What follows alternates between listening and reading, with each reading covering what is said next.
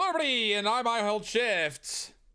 And I'm Austin VisionZz. And this is the Defuse. I don't know what that intro was, Austin. I totally apologize. Usually I go a little bit longer than that, but we've had an off day today. It's just been one of those days where everything just kind of runs in circles. We're exhausted, we're tired, but we're also very excited. It's just a whirlwind of emotions.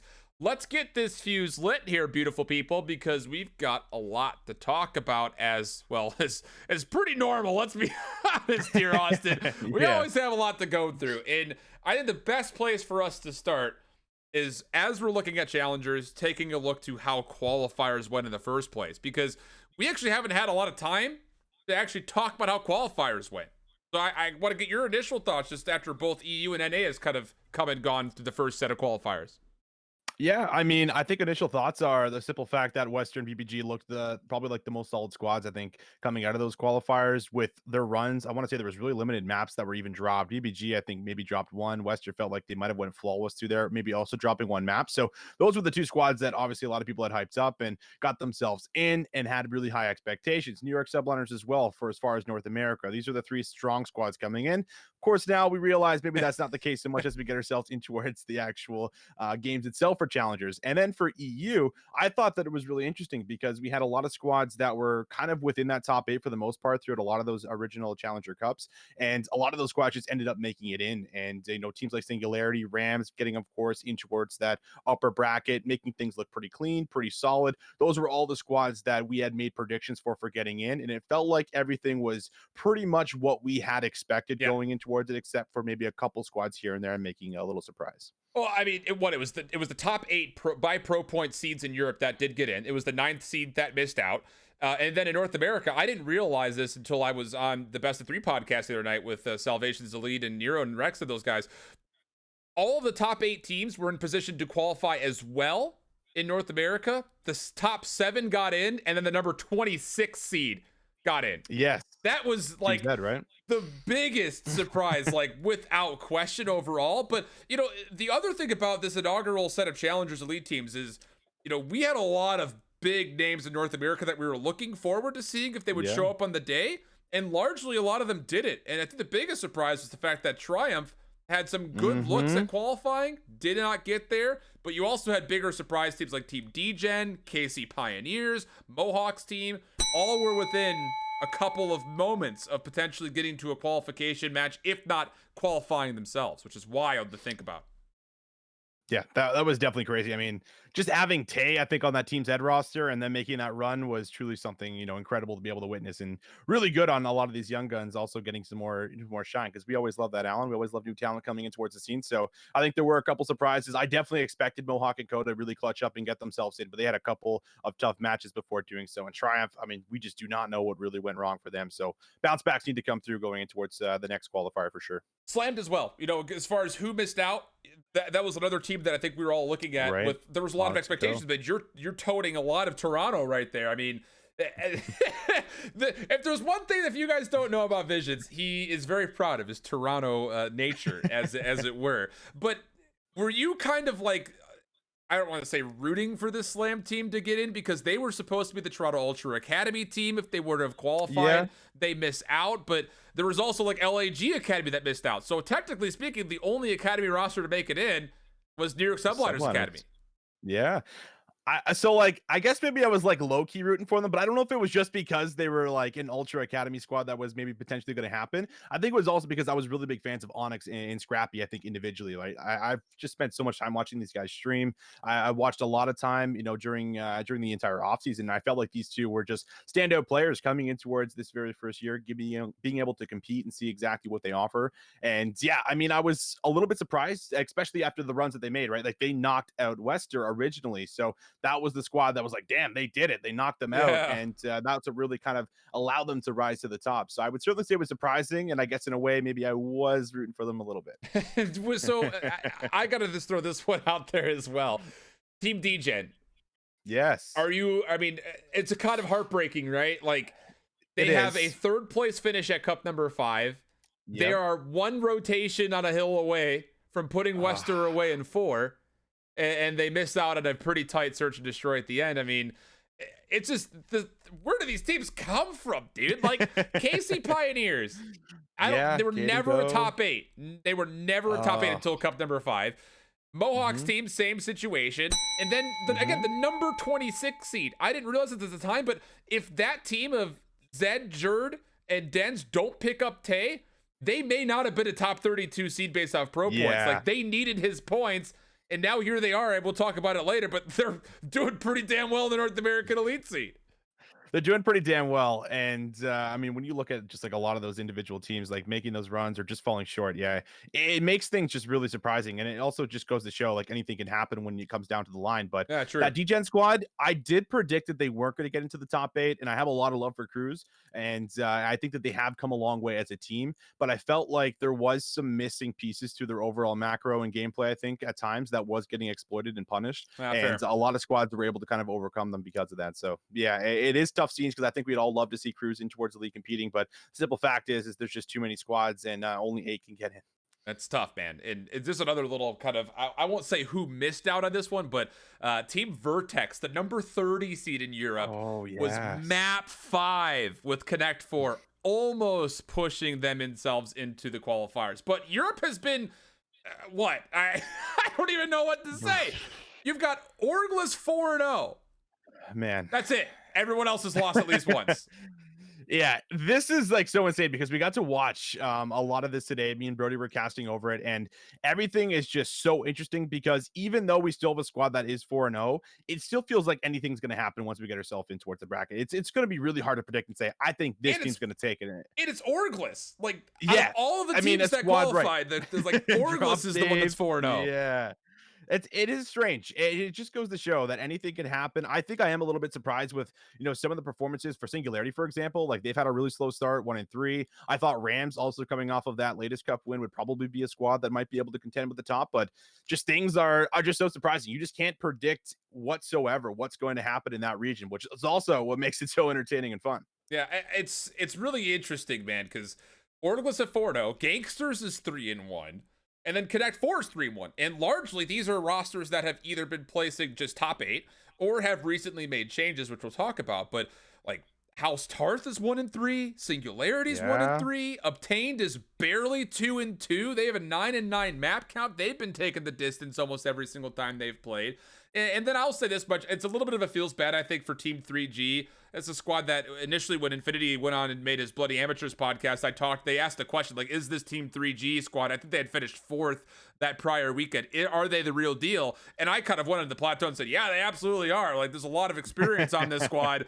And not to sit there and say that they don't deserve to be in the top 8, but they've only won 4 maps through 4 series, which is not good news, obviously speaking. But It's fair. it's just wild, man. Like, I don't think anyone would have come off of the cup performances and said that Obtained, House Tarth, and Singularity are the 3 teams that will be battling for a knockout bracket spot. Those are the 3 that like they're battling for a top 2 placement in a lot of people's minds. Apparently not. Apparently not. No, it's just so crazy. I mean, it's really enjoyable, and we just don't know what's going to happen. And I'm going to be really surprised once we get towards that final end and see exactly who's going to be able to kind of take things out in that region. But fun stuff all around the board for as far as what we got there in EU. But we take a look forward here for us, Alan. We go over towards what has been kind of the rosters that we've been looking at and the changes for as far as what the expectations were also coming in towards this, because we had quite a few change-ups, right? Yeah, I mean, there's been obviously some reasons for the simple fact that they wanted to see improvements. That's why you're making these roster changes. You want to shake things up, excuse me, and see if that's maybe going to play a factor for you. And you look at squads like Maki, UT Crew, they make a lot of those swaps, and UT Crew, they're coming out on top for as far as that one, right? I mean, they're looking really good. They're looking really solid. I think that it's impressing because I don't think too many people really expected them to make the dent that they did. On the other hand, you look at what Maki are doing. I mean, they played a really close series, but Ice from Wester, they should have had that one. That also would have been their first win. You could have think, what would that have done for as far as their confidence going in towards week 2, knowing you took out one of the top teams, but you fell short, and now you have to imagine things are only going to really possibly get worse for them. Looking at the topic of roster swaps, I'm not necessarily as surprised by the swap between UT Crew and what is now Maki overall, but I think the biggest bit of roster controversy is solely focused around Dave. I mean, how many times were we on this show or other shows like it that we were there saying Dave is the best main AR in the amateur scene, like without question.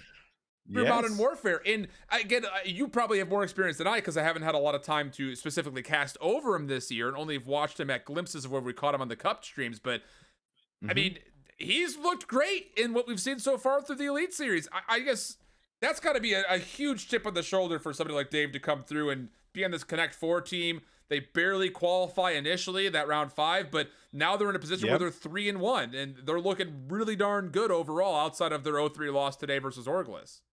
Yeah, and they've had a lot of clutch up moments too. I mean, their overall map set record, I want to say it was like 9-7 or 9 and Sure. 6, something along those lines. So they've played a lot of close maps, but they're also clutching up in really intense fashion. A couple of their game fives, they've been able to take out some of these other top teams that are typically really good in search and destroy, which is not something that you would really expect, I think, from a lot of those names that you see on that roster. So things are surprising. I mean, we're a big Dave fan. I mean, we said if there was one AR that you would probably bring in towards the league or at least try out, we feel like that would probably be Dave based Sure. off of the results he's had and what he's able to do. So it is a little bit surprising, I think, for as far as what he's able to do with this roster in a short amount of time, right? Because it isn't like he's been able to build things up like he did with Team War last time around, where he's at least with a couple of other core players that are with him. I mean, he's going in towards that roster and has obviously improved it here pretty quickly. So I mean, that squad a lot of people wrote off as well, probably not Yep. predicting that they would be able to do what they did, and well, they're just proving everyone wrong, as Dave usually does.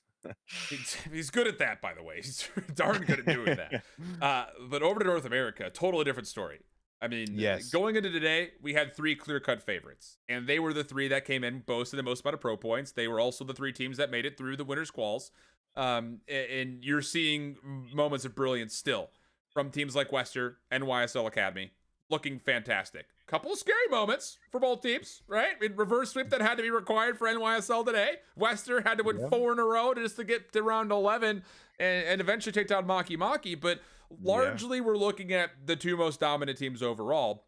But how about the fact that there is no longer, I made this graphic earlier today, there are no longer 3 teams that are up top. You've got a clear divide for 4 teams as UT Crew lost to Team Z at the last moment here today.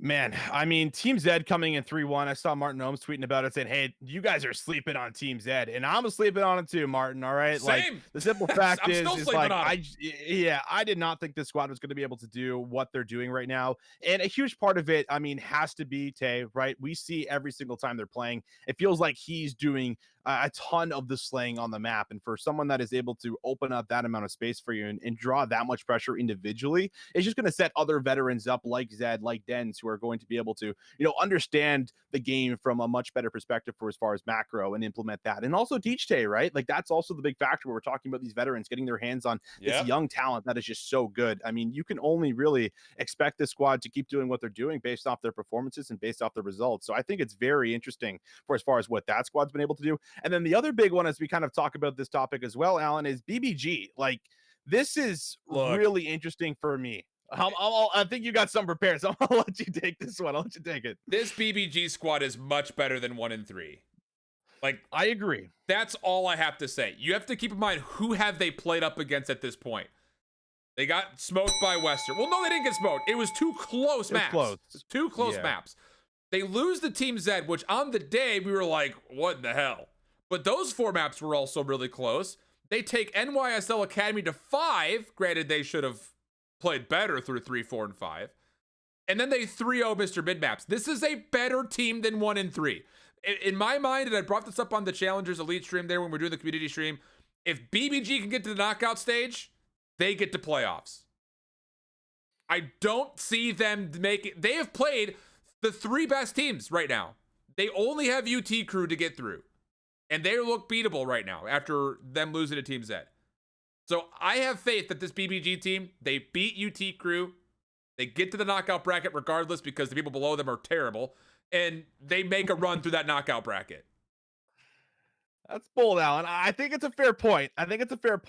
I'm just not convinced because they haven't been icing up and clutching and closing out maps. And sure, they're against the top teams, but they're also some of the top players that we had to offer at the beginning of the season. And we have to, take that into consideration for as far as what they have done and what they have done it for as far as the past, right? Like these guys are very strong veteran players, and it just seems like things, do not come together in the final moments, which is heartbreaking because yeah, sure, they could be 3-1 rather than 1-3, but the simple fact is like they're not, and I'm just not convinced at the moment, Alan, even And if they are going up against these other squads that are lesser on towards the standings. nope, I'm just not convinced. I'm not I've got him. convinced. I've got him making top 4 playoff. I got him. I got him there. All right. Mark my words, they're going. But dude, what's up with Tay? Like, what's he eating? What's he drinking? Bro. I mean, Robert and I, we did a lot of casting with Checkbait back in the day. We watched him play with 47 and Estriel and Flames. And well, no, actually, it wasn't 47. It was Littlefoot. They played as a collective group of the underager group of 4 right there. I don't remember who their 5th was. Maybe it was 47. I don't remember. Tay was always good. I always watched him play. Always solid. If you would have come to me at the beginning of this year and said Tay is going to take down former pros and make them their son, no chance I would have said that's happening. What in the world is this for Tay's outcoming, dude? He looks incredible.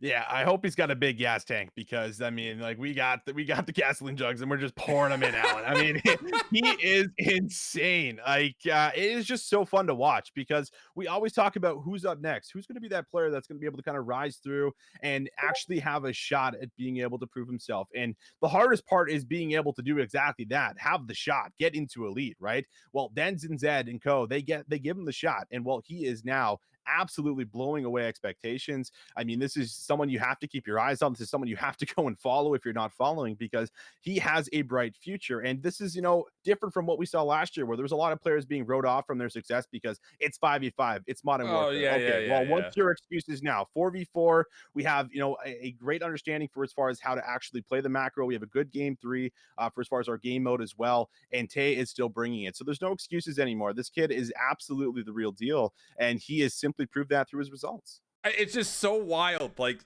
Tay's playing with Zed, Dirt, and Denz, and arguably you could go out there and say he's carrying them. Like, I mean, what he had, 50 kills on that crossroads, something almost like. Come on, man. Someone put a leash on this kid. He's outrageous. I mean, I just don't know how you react to something like that. Like, I'm honestly floored by what the storyline is, because when he was playing that tournament that we were talking about with 47 and Estriel, they looked great then. And it's just one of those things that it's, oh man, I don't know. This guy's got something, man. This is a hell of a year though for him, without a doubt. I mean, it's just what he's been able to put together is something that I don't even know. I don't even know what to say. We got to get off this topic because I don't even know what. Austin, we've talked a lot about challengers. Who are your favorites? Early favorites right now in each region. NYSL. I think that these guys give me a little bit more confidence for as far as maybe one of those top teams. Over Western? Maybe even potentially over Western. Okay. I mean, I have a lot of love for those Western guys. Don't get me wrong. So don't come into the DMs, I know. But I think that when we go, when we get towards that matchup in that series, I think it's going to be extremely close. I still think it can go both ways for sure. But I really have been seeing incredible stuff. And it feels like Revan maybe has also been contributing towards maybe a little bit of this as well, right? And getting, I mean, you get Revan's brain in there and get the notepad out, Alan. Like, start writing. My hand's gonna get sore if I'm getting in a call with a Revan because I'm be writing so much. So everything is looking really good. Both of these two definitely my favorites. We go over towards what is of course EU here for us, and I mean it's obviously hard based off the results for as far as not talking about the squad that is currently 4-0. These guys have been absolutely insane. Orglis, you got to give it up to them, and they have a lot of talent. And I mean the other squad I think would be Connect 4. These are the two I think that I would have for as far as my favorites right now in the challenger scene with standings here, but through both regions. Yeah, I think I'm on the same page with you when it comes to NYSL. Largely because the times that we've watched them play, they've been incredible. I mean, what they're doing on the map, we talked about this a little bit between Proper and I on stream, was we asked the question, I think a couple of weeks ago, would anyone catch up to Wester? And the answer has been yes. Everyone's caught up in some form, right? Because the games are not necessarily full blowouts all the time. But it's a foot race right now for who's the top team out there. And NYSL are right neck and neck. I mean, it's going to come down to that finish line. And it's appropriate that that is actually a matchup that is the last stream of the last day of the round robin. So that's going to be an exciting one. But then going over to the opposite side, I'm actually a fan of this Gangsters roster. Okay, yeah. I'm a big Whalers fan. Love me some Whalers. I'm sure if Potsy's in the chat, he's loving that I'm saying that. But the French connection between Whalers and Hydra, I think that, first of all, French host is a hell of a drug. But second of all, those two together are, again, I think Whalers has been slept on as an AR player since he got out of Black Ops 4. Last year, he was lights out for Train Hard. Hydra has stolen the show since he's turned 18 and competed. So I'm actually a big fan of that Gangsters squad. Which is, again, surprising to say, because at the beginning of this Elite, I would have said Obtained or House Tarth. Yeah, I would have too. You know what? Actually, I probably would have said Obtained and Rams. I think were my two when I did the podcast there with Brody. Those were, I think, the two teams I was like, oh, they're clear cut favorites. They're probably going to go in towards this and likely be the top two teams. And that's just not been the case. So that just goes to show, again, all the changeups, all the mix-ups that we have. But I do think that Gangsters is also a pretty notable squad for as far as what we've gotten, at least out of the initial standings, because of the things you said. Hydra having so much hype around him. And I just think that he's also done some pretty disgusting things on stream when we have gotten to broadcast him. And I mean, it's just hard to keep him out of your mouth when you're watching over what he's doing on the map. No, without doubt. Just before we go on, as we're going to transition away from the conversation in Challengers largely and talk about the Pro League. Remember, at the end of this show, and you'll see it here in a moment on the little rundown over by Vision's left shoulder there, that we will be doing a giveaway for the Atlanta FaZe home pack, skin pack, whatever they're calling it. What are they calling it? The Call of Duty League skin pack. Team pack. Things, I don't know. It's a package worth of all of Atlanta FaZe gear that you can get in game. I'm sure most of you know what I'm talking about. We are giving one of those away at the end of this show. There still is time for you to enter, so please make sure you go and do that. Link is right there in the chat for you, and so on and so forth. If you're listening to this on Spotify or Google Podcasts or iTunes, you missed out. So make sure you follow out on Twitter, because we're gonna be doing this every single time we go live. So every time we go live, there's a new pack that we'll be giving away. So over the next month, there's going to be packs to flying. It's going to feel like Oprah's out here giving away team packs. You get that reference in Canada? Is that you get a team pack? You get it. I know that one, Alan. Come on. I always have to check. Lately, I've been off the radar for you lately, so I got to make sure that we're all squared away. Let's talk Atlanta home series, though. Just generally, format very different. 2021 season's going to kick off. 4 days worth of matches that are happening. And the first 2 days, there's only 2 matches that are happening each day, and they're both happening really early on in the day. It's like a 3:00 p.m. Eastern start time. So the CDL is going to be done by like 6:00 in the evening, which is so weird. We're going to have like an evening. We can play league play together, Austin, if you even want to, because I'm a burger, but we could. Got time now. See what he's doing, Chad? He's putting me on the spot on stream in front of all you guys. Literally on the spot. Like, you don't have to say anything, but it's out in the universe now. Everyone's heard it. But I don't know. I want to get your reactions to the format first and foremost. 4 days. We went from having 4 games a day, essentially, in last year, to now we're getting 2, and the sun will still be up by the time we're done.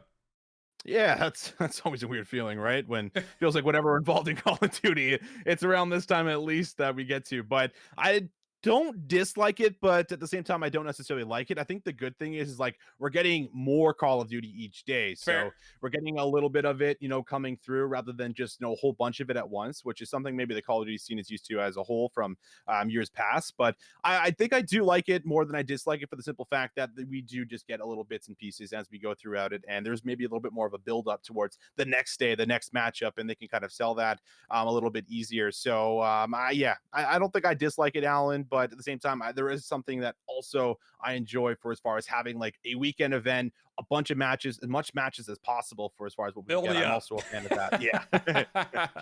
It's just one of those things that's like coming off the last few years. It's like, all right, like when you sit down to watch Call of Duty, you know what you're getting yourself into. It's like, this is about to be an all-day affair. My brain is going to be melted by the time we're done with our watch parties and stuff. But I'll say this much. I'm glad that we're back to this format in a lot of ways, where you have 2 separate groups. They work their way through essentially a round robin as well, and then it culminates in that collective large playoff stage bracket, which I think is really, really cool. So Yeah, I'm excited for it overall. I was just, I think, just a little surprised when I looked at the start time when I was doing my predictions. I was like, wait a second, this says 3 o'clock. Is this Eastern or Pacific? Like, I was like, no way, I'm gonna have an evening. We got time to do a bunch more content, dude. Look at us. We can do all the things. Yeah, we love that. We do love that. So that's happening this weekend. But getting into this weekend, I mean, I don't know if it's just me, if you feel the same way. I feel like right now we're gonna get 3 or 4 top squads and then everybody Yes. else. I think that's going to be the case. I mean, what we're only really going off of is the kickoff. And I think a lot of people are like, oh, expedition matches. That's all they really were. And I think at the same time, there was more there than what people are kind of alluding to for as far as there are players that are competitive and they are looking to try and make a statement very early Sure. on at the beginning of the season. So I think it is really difficult to kind of just shrug that off because I think the players were absolutely taking that pretty serious. And yeah, what we're going to get for a lot of those matchups, I mean, it does feel like, it's going to be like the Optic, FaZe at the top here for ourselves. Empire, of course, is also going to be up there. And then we could maybe get a mix for as far as a lot of the other squads. I think that that's really what's up for grabs. But we've also heard for as far as how scrims have been going, New York hasn't been performing. That's probably been due to a lot of the swaps that have come in, not getting Hydra, not having Zuma, right? That's going to be frustrating for people, especially for Clay, who probably made that sign for that simple reason of knowing those two players were going to be around him and they aren't. And then you look at other things like Seattle Surge. I mean, I think there was a Reddit post that had went out pretty recently saying these guys are getting smoked in scrims. Things Like aren't going well. Point club Will smoked. they look?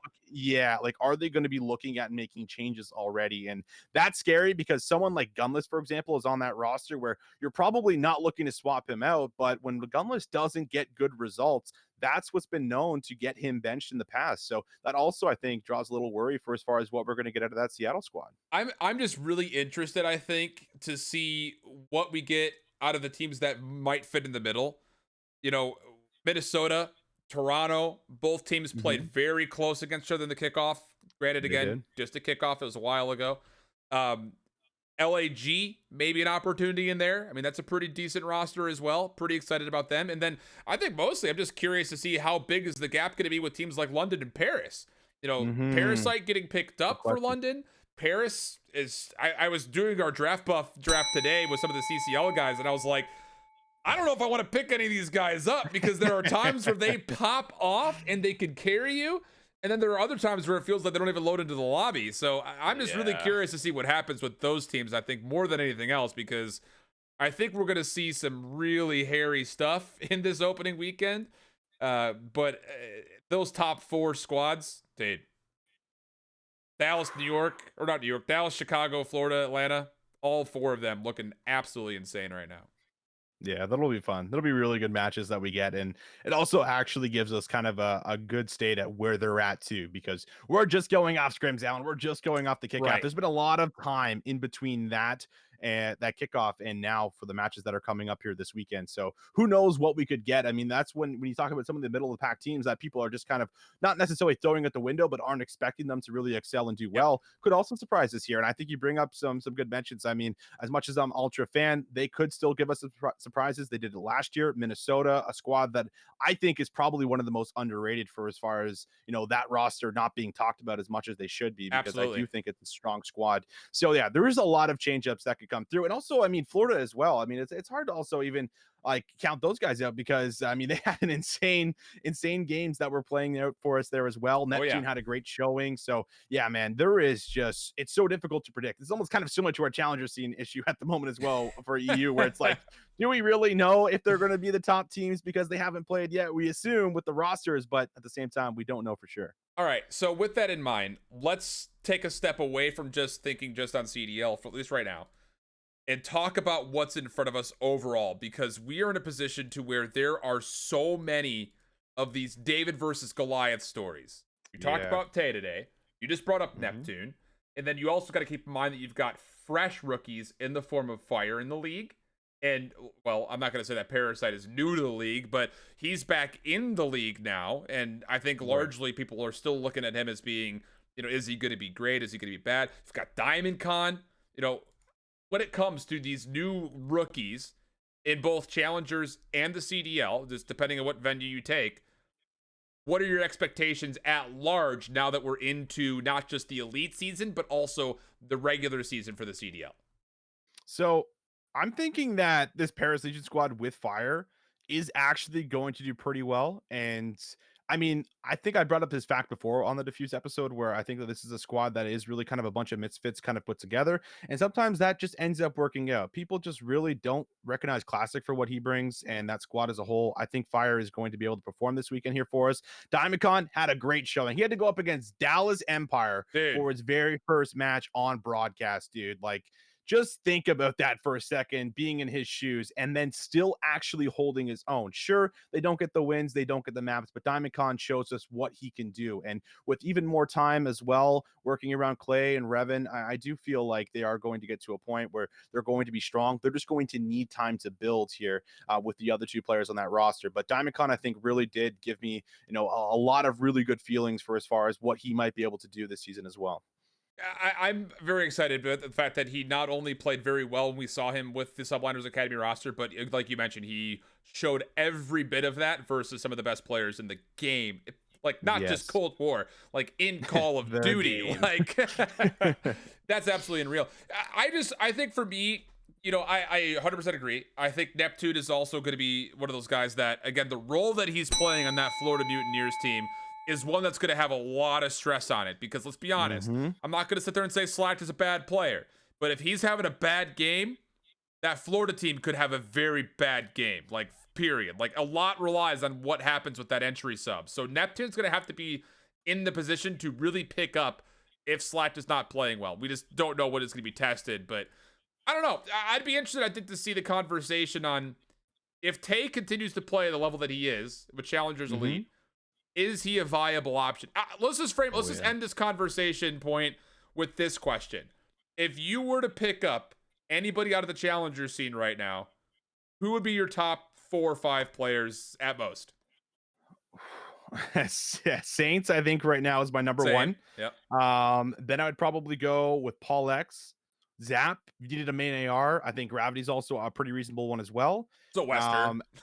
Yeah, Wester is 4. It's almost like that takes all my slot talent. A lot of those guys I think would be fair pickups. And then just some others to throw in there is I do think Tay could be worth the risk because of what he's done. However, that could maybe be like a deer in headlights, throwing him right in towards the top level without giving him more time to kind of marinate in the challenger scene. Yeah. But I think that could be a fair pickup as well. But those would be, I think, some of my pickups for as far as opportunities that CDL teams could be looking at. So outside of Wester, because let's be honest, they're probably not going to leave that brand. They're going to stay as that and hope they get collectively picked up next year for an expansion team. I would have to guess. I mean, the opportunity has been there for some of them to move into a CDL spot, and they've turned it down. So outside of the Wester guys, I'm actually Saints. I 100% agree with. Yeezy was brought up as a potential option. He finessed today. He's looking. I mean, he was making some heads up plays when we were watching him play earlier today. Like, next level veteran heads up plays as a solo SMG, like insane stuff. I think he's a major option. I think that's the one that, someone had said in chat, and I was like, dude, that's actually such a huge call. And as soon as they had said them in chat and we were talking about it, we watched him in the next game. And like, I had the beer goggles effect of, if he were a pro, would this be successful what he's doing in the map? And yeah, he was making all the right reads. So I think he's like one addition to that conversation point. But I don't know. I was just curious to see what you had to say about it overall. With that in mind, let's get a little spicy here. Okay. Underrated, overrated, both challengers and elite. Who's topping your stonks chart here as far as underrated players and overrated players? I'll start because I see you pulling up COD Gamepedia right now. Most underrated player this year in the CDL, Major Maniac. Yeah, that's fair. Major Maniac. I think that's a good one. Major Maniac is just someone who just isn't talked about. I don't know why. I think it's because of the role he played last year for FaZe. Yeah, he was just overshadowed with all those names. I think it's actually kind of difficult when you're thinking about some of these overrated players compared to underrated. Whichever. Underrated. I think Fire is really underrated just because of what he's been able to do. I think Aqua also fits there as well. Those are the two, I think, big carries that we're going to see from Paris. I think that whole roster as a whole, I think, is going to be underrated. But those are the two that I would pick. And then I want to say for like overrated for as far as what we have gotten. with like a lot of hype around some of these individuals, Alan, and a lot of the talk around just overall what we could get. I feel like it could be a potential one with some of the boys on Florida Mutineers. I think Slacked is a little overrated for as far as the talk that's been coming in. Is he? I'm not.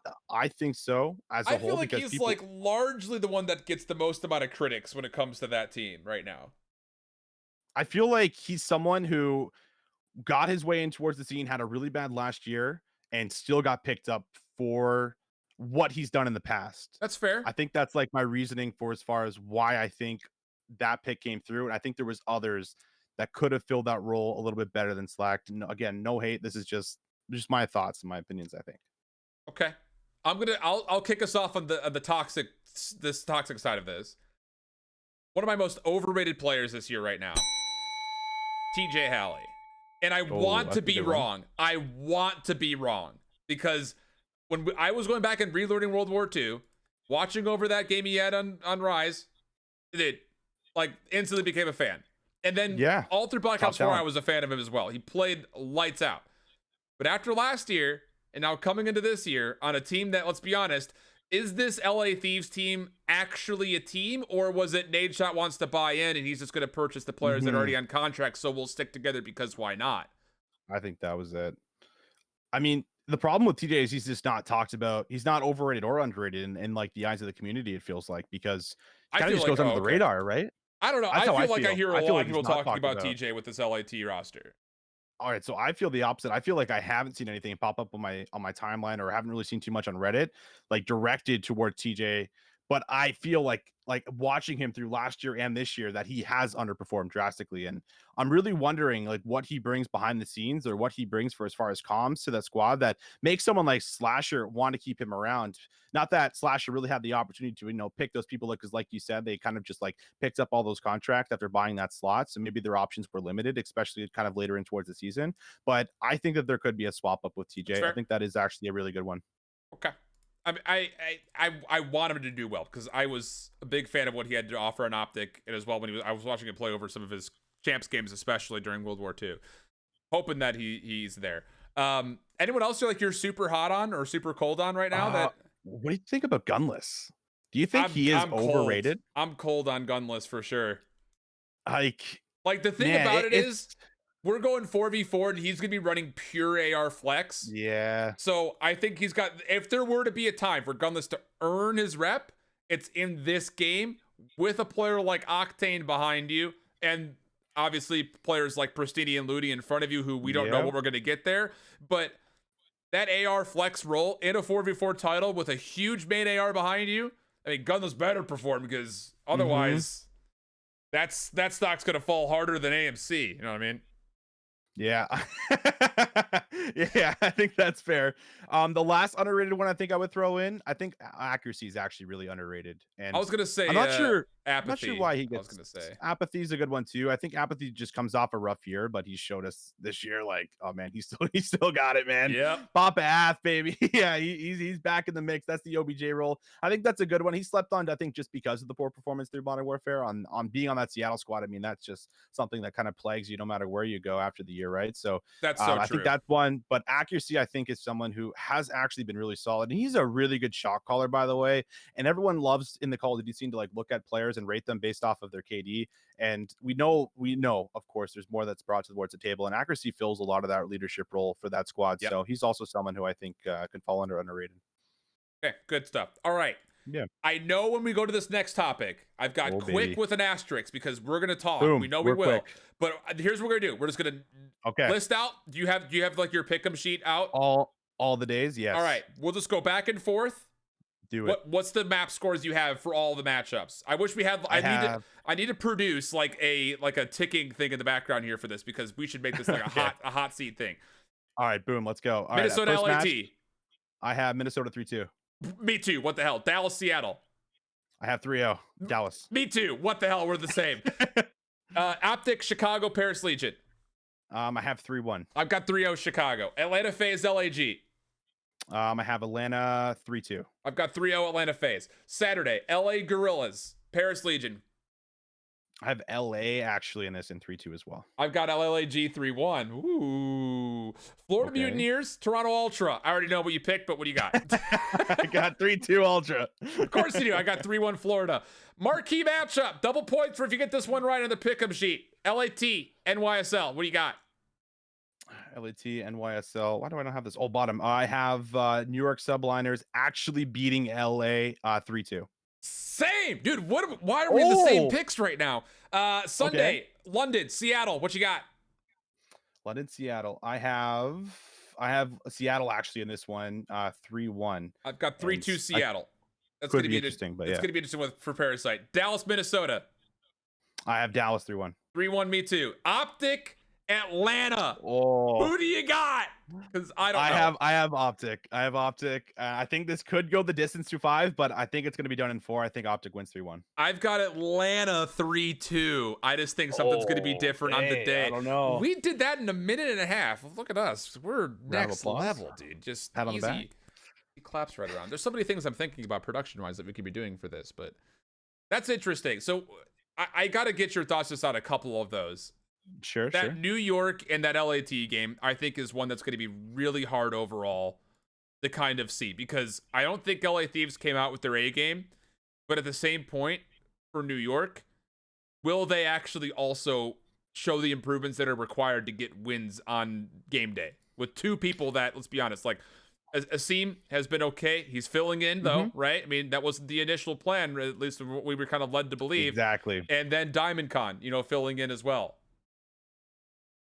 So it's interesting because I think New York's going to come out on top of this one, just because I'm not really convinced with this LA roster. I think there is still a lot of like mental blocks for as far as like Slasher, for example, with everything still being online and it being a lot more difficult to take things as serious as you would if it was going towards LAN. And I think that there has been, a lot of scrims that have went out where New York has been slapped around a little bit. But I think when it comes to like game day, I really have faith in Clayster and Revan just grouping these guys together, getting them on the same page. And it's something to be said. Yeah, scrims aren't going well, but hey, this is game day. This is what matters. It doesn't matter what scrim said a week ago. This is what we're playing for. So I think they're going to come out just for that simple reason of the veteranship and getting everyone on the same page. And you have still a lot of hungry people that are looking to prove themselves too. His team is getting a shot that he wants to prove that he deserves to be on this roster, and he isn't just a last second pickup as well. Yep. I'm also interested on the other side as far as how prepared will this LAT team be with JCap now coaching, right? Like, I'm actually really excited to see a JCap coaching kind of debut. I'm really, really pumped for that. I'm really excited for him.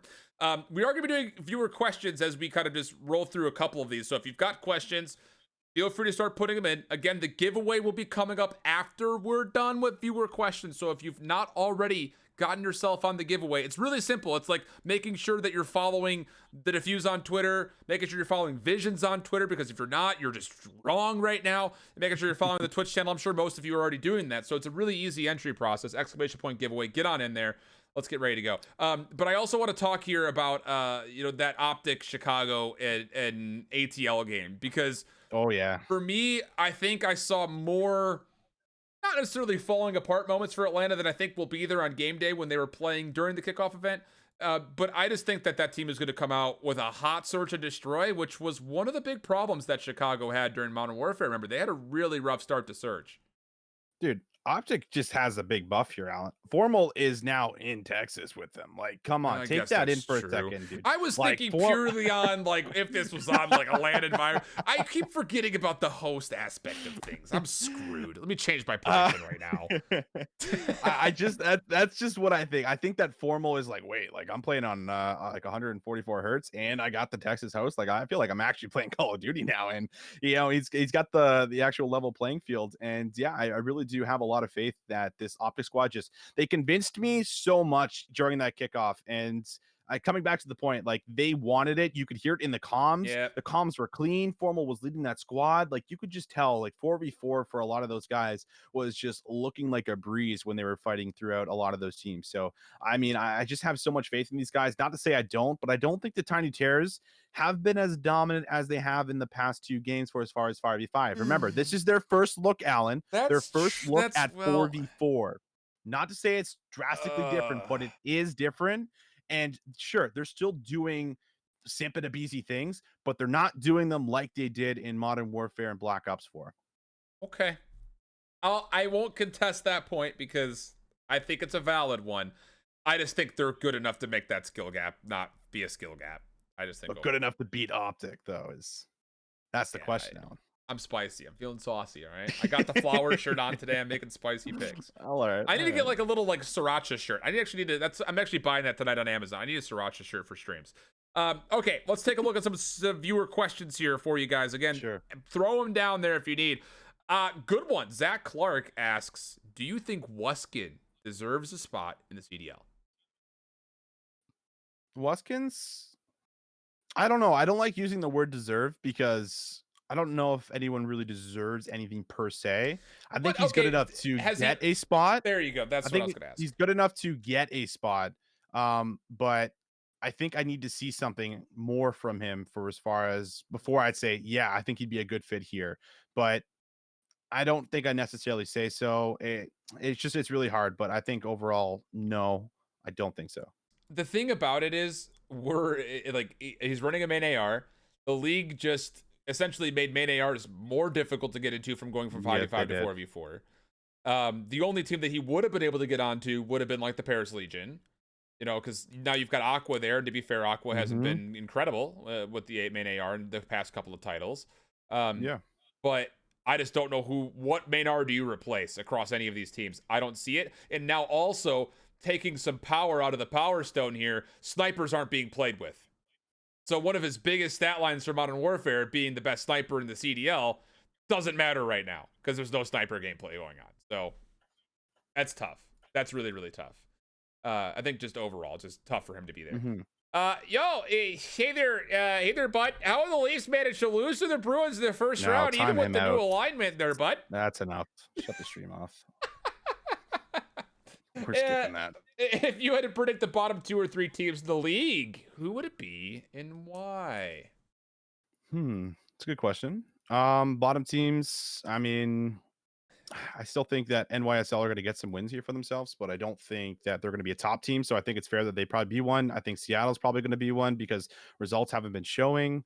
And then as like a third, I think there's a few that could be mixed in there that might not perform this weekend for us. Could be London, could be Paris. I think those are some of the reasons, or some of the teams rather. The reasons behind them is just like I don't think they're a solid enough roster to contest all of these other squads that are just feeling like God squads at the moment.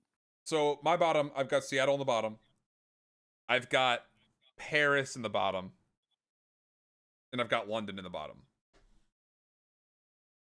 I just think that Fire is probably going to be it's just the thing. Like I'm looking at all those rosters, and there's just so many question marks as far as consistency is concerned. And when the league has already just stepped up its competitive integrity, where every team got better, the last thing you can afford to be is inconsistent. Just because everybody out there should be able to beat each other, and I again, you have to wonder about Parasite in that environment. Sure. I think largely, Shawnee played well during the kickoff. Alex, I'm still worried about his health personally, from his thumb injury from last year at Minnesota. And then Dylan, when he was on Reciprocity, he kind of had to carry that team. So will he be able to do that with London? I think he's going to have to be required to. And I think Fire is going to be a really nice addition to Paris. I just worry about how that coordination is going to look if you don't have good performances from Classic and Aqua. So that's where I got. I think it's fair. I think LG could also be a squad that maybe doesn't perform as well, and maybe could find themselves kind of in the bottom-ish, not necessarily like dead last, but I think that's another squad that I don't have super high expectations for. It's just really hard to predict, I think, right now with a lot of those. They're just on the fence with a lot of them until we see them play. Let's do one more here. Do you think it would be a good move for Seattle to pick up John for more SMG slaying power? I don't know yet. John needs to get through challengers. He needs to get to the Elite League before I think any CDL team looks at him right now. Was he playing well when he came through in Cup 5? Yeah, he played well. Did he play well in the qualifiers? Yeah, he played well. Did he play good enough for someone to sit there and say, John played 2 tournaments, he's good enough to be picked up to the league? Not yet. I think that's fair. I like John. I mean, I've watched him all the way back from Black Ops 2, right? When he was brought on towards that Frico Impact squad after Karma had left towards Envy. So, I mean, I have a lot of love for the guy. I think he's really talented. He's one of the best SMGs in the game by far, at least from past and in the history. But I think I'm on the same page as Alan, where he needs to show us that he is still at that level and is able to, at least give us somewhat of a dominating performance against some of these other squads. And then you say, yes, okay, John still has it. Bring him in. He's got the experience. He's got the talent. Let's see if this fixes the roster. Right there with you. All right. Giveaway time, boys and girls. Hopefully you had a chance to get registered up for it. It's pretty easy. I'm just going to sit here and I'm going to hit draw winners, and someone's going to win an Atlanta FaZe team pack code. And again, just remember that you're going to want to keep an eye on our Twitter at @the_Defuse, because we're going to be giving away one of these team packs every single time we go live until we're out, which we've got 12 of them. It's going to take a while. We'll have to figure out what we want to do as far as what's the next team. I want to do Atlanta for the first one because it's the Atlanta home series. So yeah, that's a good one. And it's also alphabetically, which is easy to make that decision. Which, if you know me, I'm a pretty simple man. Let's draw this winner. We had 396 people, and the winner is, drumroll. Also waiting for my internet to load. Beautiful. Wait, that's beautiful stuff. It is Marigin from the Netherlands. Congratulations to him. I've got his email. I also have his Twitch. So we will send that to him. He was entry number 412 out of 664. In case you like those numbers. I don't know what you're going to do with them, but there they are for you in case you like them. So congratulations. Again, we will be doing another one. I don't know. What pack do you want to give away next time? Where do you want to go next? After Atlanta FaZe? Yeah. Optic. Want to do Optic next? Get an Optic one in there. Or should we save that one? Should we save that one? We can do whatever we want to do. It's our show. We can make the choices. I don't respond. Asking. I don't owe anybody anything. This is our show here. We can just choose for ourselves. We don't have to check in. We're the bosses on this one. Want to do Optic Chicago? Yeah, let's do it. And Optic Chicago's next up, so make sure you're already following along with the _Defuse on Twitter. If you're already looking to come back in, if you missed some of the show, we are updating all of this onto iTunes Podcast, Google Podcast, Spotify, all the major providers. Also gets uploaded to YouTube, so make sure you're checking that out in case you missed anything and want some extra listening on your drive to work or while you're paying attention in your Zoom classes and things like that. And of course, if you're listening to the recorded, again, we do these live after all of the events are concluded on Wednesdays, Fridays, and Sundays. So next time we'll see each other, Visions, will be tomorrow, but next time we see each other on screen with this wonderful overlay will be on Friday. Can you wait that long to see me again? No, I can't, Alan. Thank God. I was hoping you were gonna say so that. much. Oh. All right, cool. We're going to get off here and get into a video call and just not do anything but just look at each other. That's all we're going to do. I don't know why I made this outro so weird, but apparently we're doing that. So hope you're ready for it. But hey, until next time, though, friends, we're going to say farewell for now. Do not let that fuse fizzle out. So long. Bye-bye.